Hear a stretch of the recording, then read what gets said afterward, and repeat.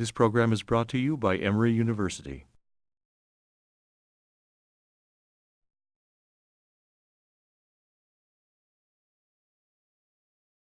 If you've seen one soccer pitch or football field, you've seen them all. They are alike as a handful of nickels in your pocket. But part of the allure of a field dedicated to the playing of baseball is that no two are the same. Like people, cities, and snowflakes, each baseball field has its own personality and character, and each comes with a unique history. This is because in most cases the ballparks were made to fit into existing spaces made newly available to them. A ballpark arrives in an urban landscape in much the same way a second child arrives in a family. As with the coming of second or third children, baseball parks in American history were constructed in many cases in physical and psychic environments that up until their arrival were in most respects complete without them. In the making of spaces for baseball players and for siblings, there are always accommodations that have to be made. Places where things seem cramped because a bullpen or a bassinet has been shoehorned into places where they don't quite fit. Shibe Park in Philadelphia, for example, was built on a city block that was not square but rectangular. As a result, the fence in right field was almost 40 feet closer to home plate than was the fence in left. Fenway Park in Boston was squeezed in one direction by Lansdowne Street, necessitating the construction of the towering Green Monster, lest home runs to left become too cheap.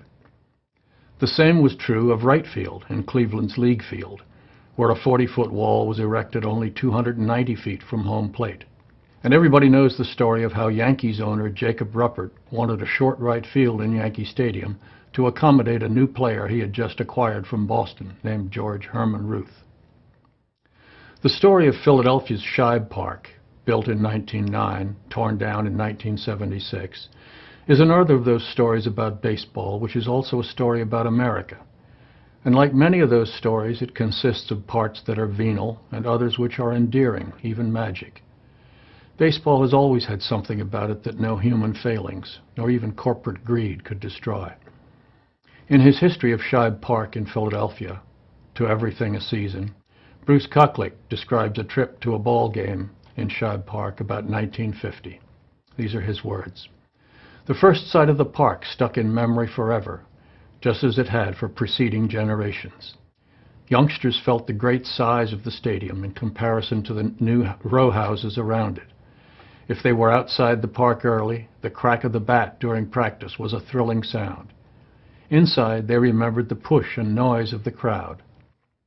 As they walked up the runway, more of the field came into view with each step. Few could forget the look of the green lawn juxtaposed against the dirty concrete. The conventions of the park brought children into the grown-up world.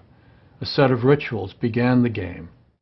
When umpires jogged onto the grass, dads would note the hooting. "You always boo the umps, son." Then a hush would fall over the stadium immediately before the national anthem. People would quickly rise, the men removing their caps. Children would be told, "Get up, it's the Star-Spangled Banner." Following their fathers or uncles, the youngsters would sing in a low, embarrassed voice and applaud afterward. After the umpire called, "Play ball," explained the adults, "it starts." Throughout the game, the kids were schooled in the intricacies of the sport. They would watch Elmer Vallow or Richie Ashburn fouling them off, waiting for his pitch. A grown-up would tell a boy why the infield moved to the right when Ted Williams came to bat, the Boudreaux shift. A man sitting next to a family would discuss batting stances, Al Simmons, Stan Musial, Stan Lopata, with a precocious 9-year-old girl. Later in the game, one man recalled, "I learned about the 7th-inning stretch. What was that? I'd never heard of it before." Some groups would leave in the 8th inning to miss the traffic, especially if the A's or the Phillies were losing, as the Phillies often were. Children would come to see the problems of urban transport took precedence over witnessing the outcome of a contest. For other kids who stayed till the game broke, a final treat was running onto the field and circling the bases. One fan remembered the time as the last era of absolutes. There were 9 planets, 48 states, 16 major league teams, and no one would ever hit more than 60 home runs in a season. Philadelphia's Shibe Park was part of the second generation of baseball parks.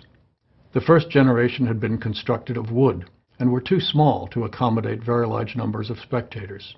Besides, they were dangerous. In 1903, a railing collapsed as spectators sat in Philadelphia's wooden Baker Bowl, which was the park in Philadelphia before Shibe Park. There were 35 killed and injured more than 200. In addition, wood was combustible. Baker Bowl had caught fire in 1894. So the gates at Shibe Park opened for the first time on April 12, 1909. Shibe Park was the first of a new generation of steel and concrete facilities to open for the business of staging Major League Baseball. 9 other ballparks were built within a span of just 5 years, proof of the widespread popularity of the game in the early years of the 20th century. Most of these parks have since been torn down, but you'll recognize a few as still in use. In order of their construction, there were Forbes Field in Pittsburgh. The first game was played there on June 30th, 1909. There was League Park in Cleveland, built in 1910. Griffith Stadium in Washington, D.C., built in 1911. The Polo Grounds in New York, 1911. This is the park, by the way, featured in the novel that we've read earlier, The Celebrant. There was Crosley Field in Cincinnati, built in 1912. Fenway Park in Boston in 1912 also. Tiger Stadium in Detroit, again 1912. Ebbets Field in Brooklyn, the Ebbets Field in Roger Kahn's book, The Boys of Summer, that was built in 1913. And Wrigley Field in Chicago in 1914. One other ballpark, perhaps the most famous of them, deserves mention in this group. It was the youngest of these classic ballparks, the old Yankee Stadium, and it was built in 1923. These were all urban ballparks, built right in the middle of town and shaped by the geography of the surrounding neighborhood. Of chief importance in determining the location of these fields was accessibility to rail and streetcar lines. Baseball's next generation of parks, in contrast, those constructed in the mid to late 20th century, were built in response to the automobile. Often these parks were located in suburban areas. These newer ball fields were surrounded by vast expanses of pavement that were completely empty, except when cars filled them during game times. Many were configured to accommodate more than one sport, some were domed, and the playing surface in those years was covered often with something called AstroTurf. Cooklick writes, again, these are his words, "For most of the 20th century, Shibe Park was a structure that provided historical coherence to people's lives. The park enabled individuals to associate themselves with cherished people who came before and after them, and it enabled men and women to give their lives a deeper significance by joining them to matters of consequence. The integrity of the souls of urban Philadelphians depended on a semi-sacred collection of beliefs, handed-down stories, and recollections about sports, politics, and mass entertainment.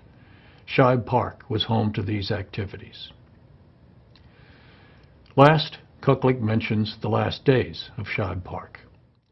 The last baseball game, he says, at Shibe Park, by then it had been renamed Connie Mack Stadium, took place on October 1st, 1970.